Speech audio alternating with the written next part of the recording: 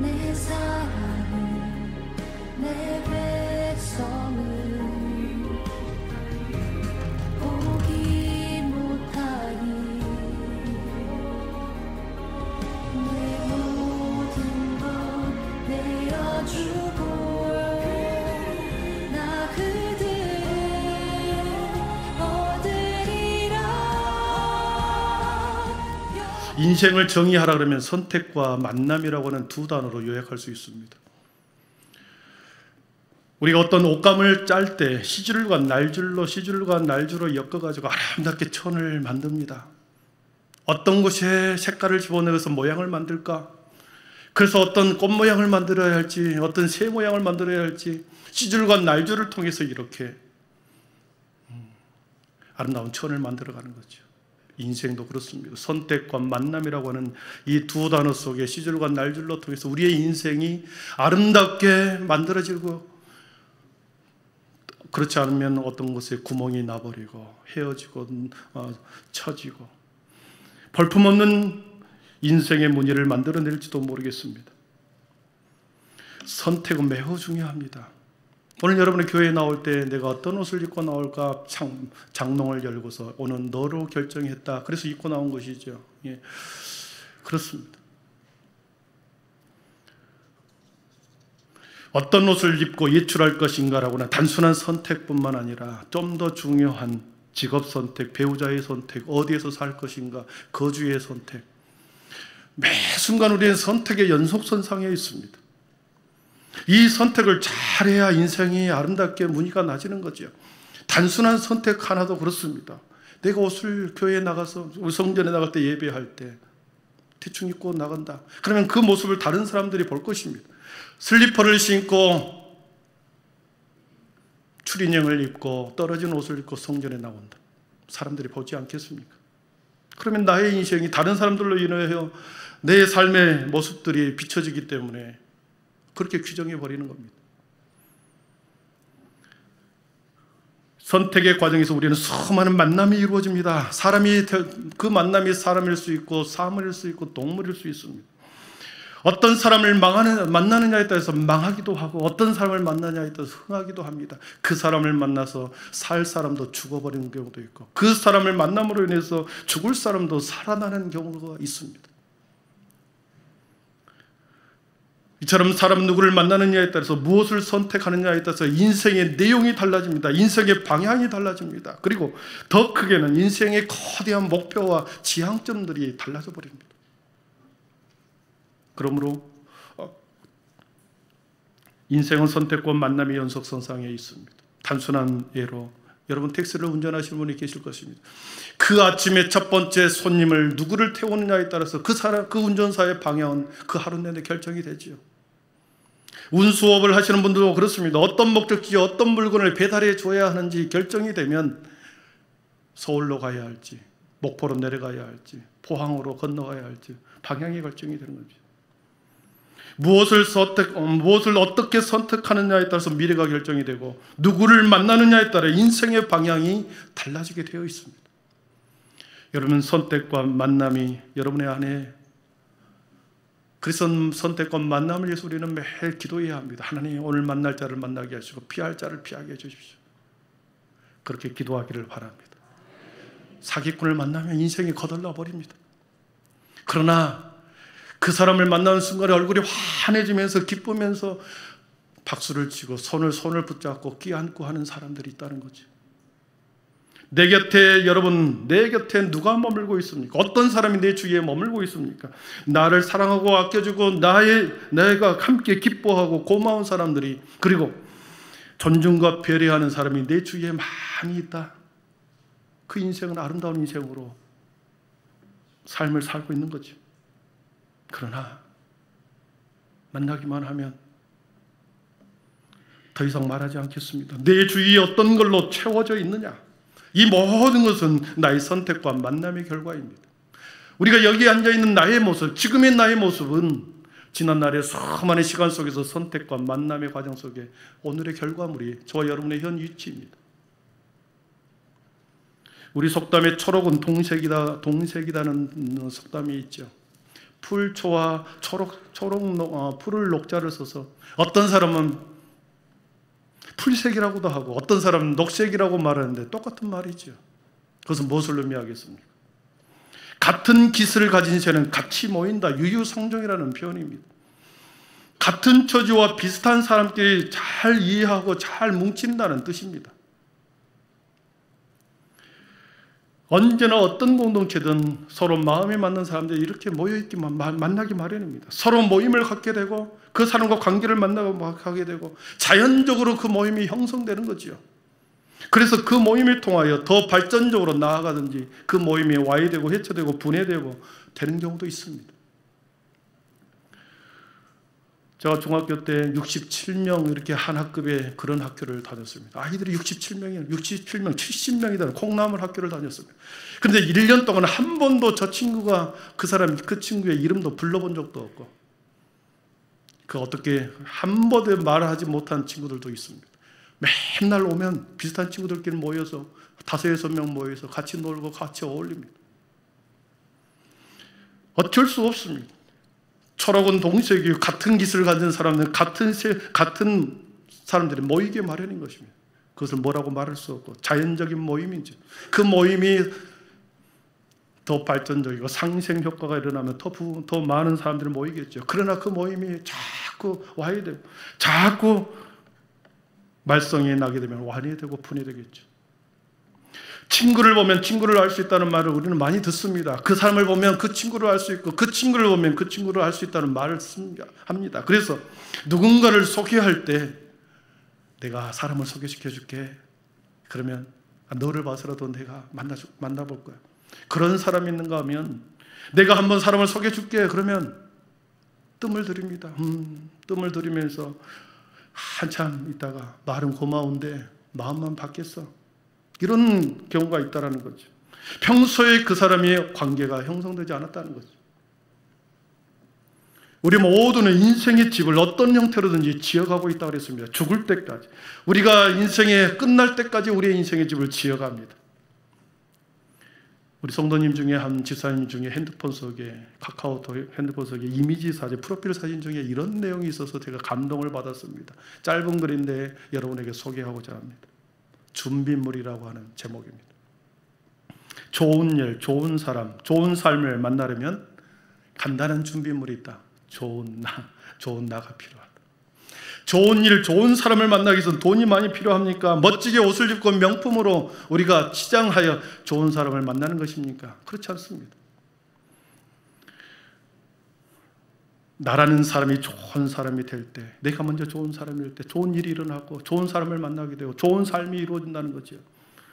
모든 문제를 나에게서 풀어가야지 다른 사람을 통하여 내 인생이 이렇게 규정되었다, 내 인생이 망가졌다, 항상 불행합니다. 문제는 납니다. 나가 문제 있어요. 항상 나가 문제입니다.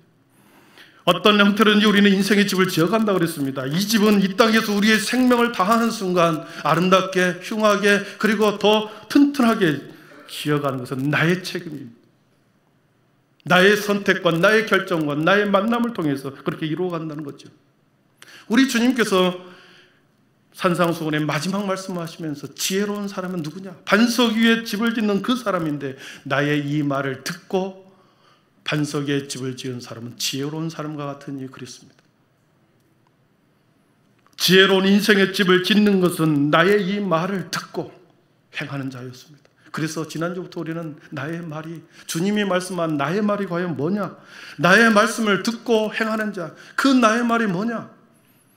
그래서 5장부터 우리가 보았습니다. 팔복이 처음으로 나의 말의 팔복이었습니다. 동서남북 모든 곳에서 모든 사람들에게 가장 중요한 것이 팔복이었습니다. 그 팔복의 주인공이 되어라. 오늘 말씀에 보면은 이 말을 듣고 두 번째 말씀을 오늘 본문에 적였습니다. 5장 2절에 보니까 마침내 입을 열어 가르쳐 이르시되 그랬습니다. 30살 동안 주님은 은둔에 있었습니다.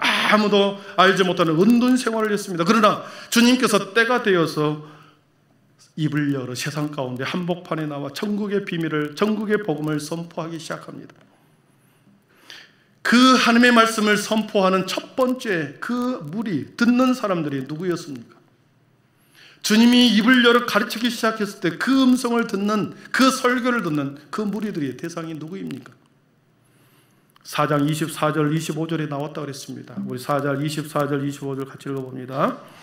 그의 소문이 온 수리아에 퍼진지라 걸려서 고통 나가는 자, 귀신 들린 자, 간질하는 자, 중풍병자를 데려오니 그들을 고치시더라. 갈릴리와 데가볼리와 예루살렘과 유대와 요단강 건너편에서 수많은 무리가 따르니라. 아멘. 여러분, 이 말씀은 선언적인 말씀입니다. 5장 2절부터 말씀을 열어 가르쳤고 하나님의 사역을 감당했기 때문에 병을 고쳤다라고 하는 것은 선언적인 말입니다. 뒤에 있는 모든 내용을 가지고 앞에서 선언한 내용입니다. 여러분, 이 수많은 사람들이 예수님의 말씀을 듣기 시작했습니다. 동서남북으로부터 사람들이 모여들었습니다. 수리아까지 모아는 사람들이 모여 소문이 퍼졌다 그랬습니다. 이 예수님의 소문을 퍼져나가는 그 소문을 들었지만 두 가지 종류의 사람이 있겠죠. 듣고 흘러보낸 사람, 이 소문을 듣고 주님 앞으로 나온 사람. 순전히 개인의 선택이 문제입니다. 소문을 들었습니다. 예수라는 청년의 소문을 들었습니다. 그래서 예수의 소문을 듣고 아프고 귀찮아서 그 소문이 별로 신빙성이 없어서 그냥 무시하고 가지 않기로 결정하고 선택하여 집에 머물러 있는 사람이 있을 것이고, 똑같은 병을 있지만 집에 머물른 사람이 있는가 하면 반대로 그 소문을 듣고 결정합니다. 내가 예수를 만나러 가야 되겠다. 밑가도 본전이다. 예수의 소문을 듣고 선택하고 결정하여 내가 예수님 앞에 병든 몸을 이끌고 나아가야 되겠다. 고통스럽지만 지팡이를 짚고 며칠씩 걸려서 내가 주님을 만나야 되겠다. 예수님을 만나러 가야 되겠다. 결정하고 선택하고 주님 앞으로 나온 무리들이 여기에 이 말씀을 듣고 있습니다. 그러나 집에서 머무는 자들은 이 말씀을 들었겠습니까? 선택과 결정은 예수라는 사람을 나는 만나야 되겠다라는 그 선택과 결정으로 지금 하나님 예수님 앞에 산 밑에서 이 말씀을 듣고 있습니다. 그런데 우리 주님이 그들의 얼굴을 보니까, 그들의 상태를 보니까 다 병자들이었습니다. 다 문제가 많은 아픈 사람들이었습니다. 그들의 눈빛은 나를 치료해 주세요, 나를 고쳐주세요, 그런 눈빛입니다. 그러나 우리 주님께서는 그들에게 바로 치유하지 않고 더 우선순위가 있다. 인생에 더 중요한 것이 있다. 저들에게 필요한 것은 치유와 문제 해결이 아니라 먼저 우선순위가 있다. 몸이라고 하는 것은 아프다가도 낫고 낫다가도 다시 아픈 게 우리의 몸이죠. 건강한 사람도 아프기도 합니다. 아픈 사람이 다시 약을 먹고 낫기도 하죠. 그러나 우리의 육체는 점점점 쇠하여지고 죽음에 이르게 됩니다. 한시적으로 유한한 이 육체를 가지고 이 문제를 가지고 해결해 주는 것보다도 우리 주님이 볼 때는 더 큰 영혼의 문제, 영혼이라는 시간의 문제, 그것이 더 훨씬 소중했기 때문에 잠시 치유는 멈춰두고 말씀을 그들에게 심어주는 것입니다. 저 무리들 중에 앞으로 예수님을 따르는 12제자도, 치유받는 자들도 예수님께 치유받는 자들이 나오고, 예수님의 12제자들 이외에 다른 제자들이 예수님을 평생 따라다니는 예수님의 따라다니는 사람도 나올 것입니다. 여러분, 인생의 집을 무엇으로 짓느냐, 철저히 개인의 선택과 만남이라고 그랬습니다. 두 번째 말씀, 예수님 앞에 나온 사람들의 면면은 우리 앞에서 보았듯이 육체적 질병이요, 정신적 질병이요, 영적인 질병이요, 각종 병에 걸린 자들이었다 그랬습니다.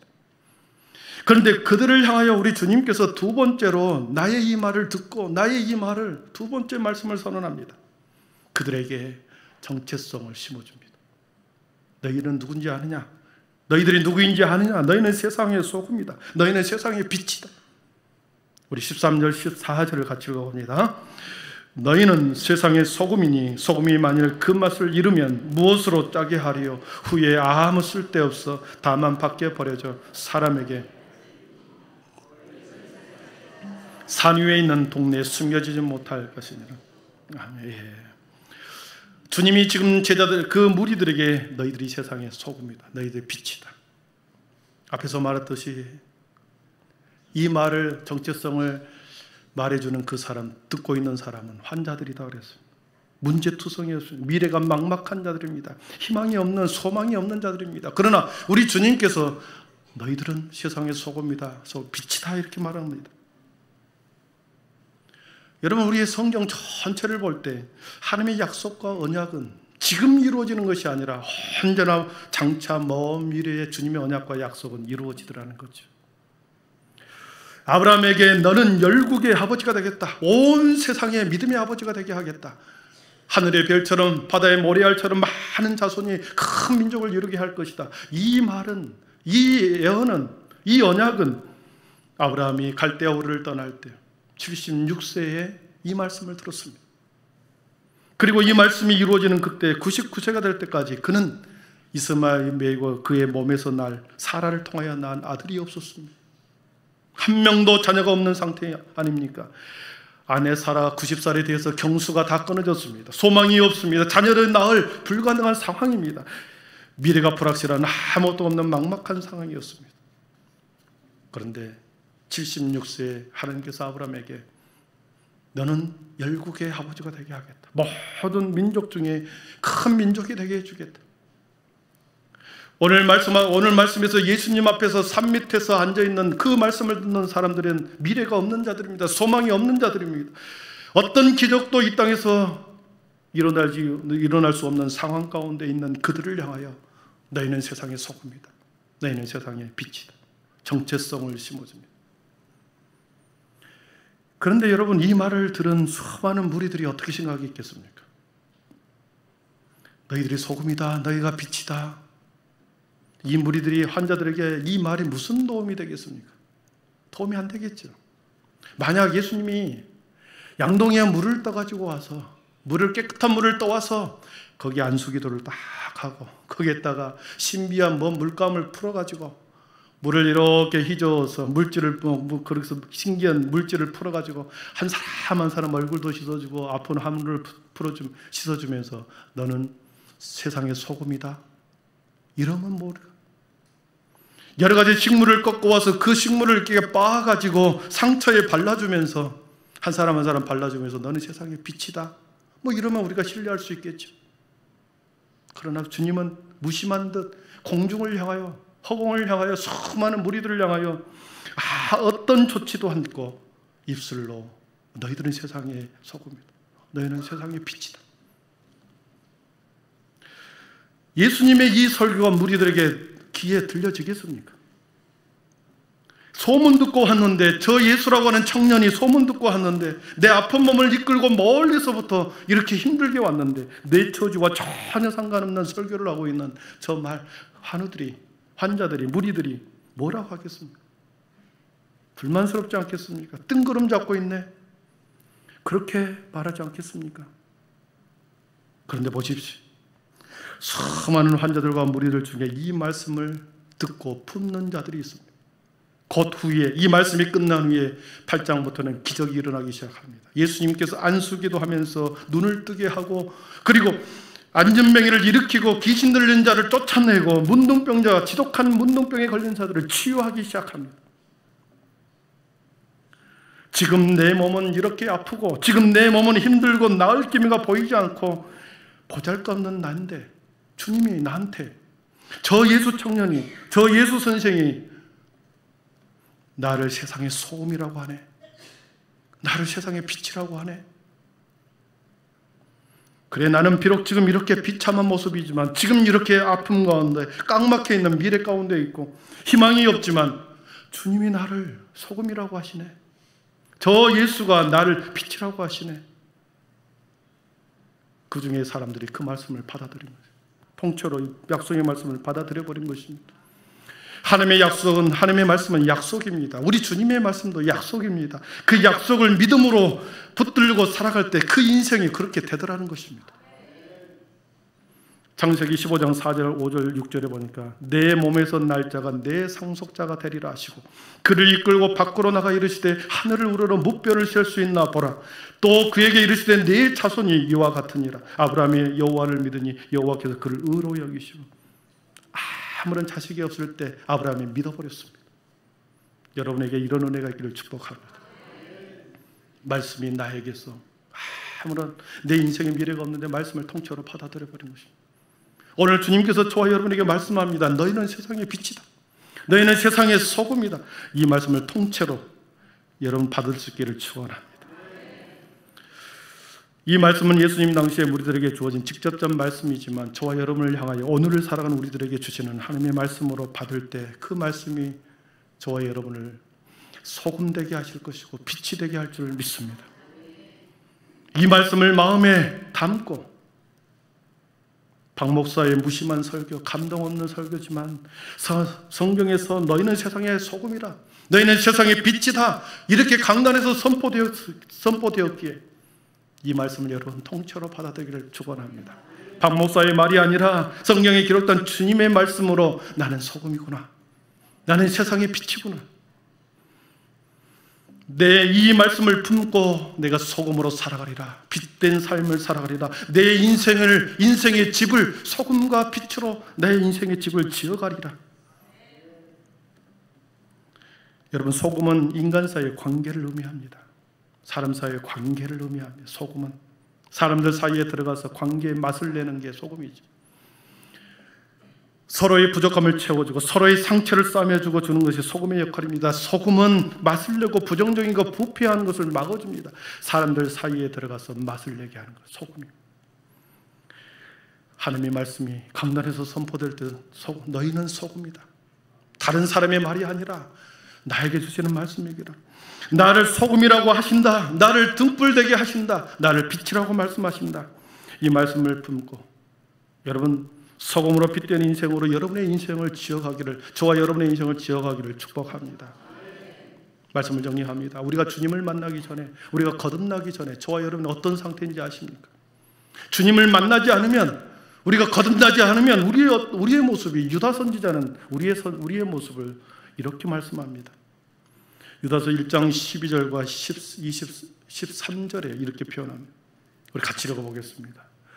애찬의 암초여, 바람에 불려가는 물 없는 구름이요, 죽고 또 죽어 뿌리까지 뽑힌 열매 없는 가을나무요, 자기 수치의 거품을 품는 바다의 거친 물, 돌아갈 유리하는 별들이라. 아멘. 애찬의 암초다. 암초는 장애물을 말하죠. 애찬, 행복하게 만찬을 먹고 있는 자리입니다. 아름답게 행복하게 즐거운 만찬을 하는 곳에 암초, 장애물이다. 그 사람이 안 왔으면 좋겠네. 와버렸습니다. 바람에 불려가는 물 없는 구름과 같았다. 구름은 물을 품어야 되죠. 구름이라고 하는 것은 물을 품어서 비를 머금어서 가장 적절한 곳에 물을 뿌려줘야 구름의 역할이 아니겠습니까? 구름 속에 물이 하나도 없이 마치 물이 있는 것처럼 이렇게 떠돌아다니는 구름, 허울뿐이고 허무한 인생을 말하는 것입니다. 죽고 죽어 뿌리까지 뽑힌 열매 없는 가을나무와 같다. 가을에는 열매를 많이 맺어야 되죠. 그러나 열매가 하나도 없다는 말입니다. 그리고 13절에 보니까 자기 수치의 거품을 뿜는 바다의 거친 물결이다. 그래서 거품을 계속 뿜어내는 거친 물결이다. 거품 속에 물고기가 살 수 있겠습니까? 없습니까? 거친 거품에는 물고기가 살 수가 없습니다. 거친 물결이. 사랑하는 성도 여러분, 미래가 없고 거듭나지 않냐고 소망이 없는 암초와 같은 장애물에 되어 살아갔던 자들을 우리에게, 저와 여러분들에게 주님께서 찾아오셔서 저와 여러분이 일방적으로 찾아오셨고 그에게 믿음을 주셨고 우리가 주님 앞에 오늘도 성전에서 말씀 앞에 마음의 무릎을 꿇고 있습니다. 여러분 믿습니까? 주님이 여러분을 그런 자였는데, 암초와 같은 사람이었는데, 물 없는 구름처럼 허무한 인생인데 여러분을 불러내어 오늘도 주님 앞에 무릎 꿇게 하셨습니다. 산 밑에 있는 그 수많은 무리들처럼 우리들에게 하나님의 말씀을 듣게 했습니다. 그리고 우리들에게 말씀하십니다. 너희는 세상의 소금이다. 너희는 세상의 빛이다. 사랑하는 성도 여러분, 나의 인생을 무엇으로 채워갈 것인가? 소금으로 빛으로 채워갈 것인가? 아니면 부딪히는 남초처럼 물 없는 구름처럼 자기의 수치에 거품을 품는 물결처럼 우리가 살아갈 것인가? 선택과 결정은 저 여러분에게 있습니다. 그리고 주님이 말씀하셨습니다. 그리고 우리에게 사명을 주셨습니다. 너희가 인생에 집을 지을 때 나의 이 말을 듣고 빛으로 소금으로 너의 인생을 지어갈 때 너의 인생은 빛된 인생이 될 것이고 소금 같은 인생, 아름다운 인생이 될 것이다. 여러분, 남는 인생 10년이 될지 20년이 될지 우리는 알 수 없습니다. 선한 도구로, 주님의 선한 도구로 사용되어 인생의 반석 위에 아름다운 집을 짓는 지혜로운 인생 되기를 축원합니다. 기도하겠습니다.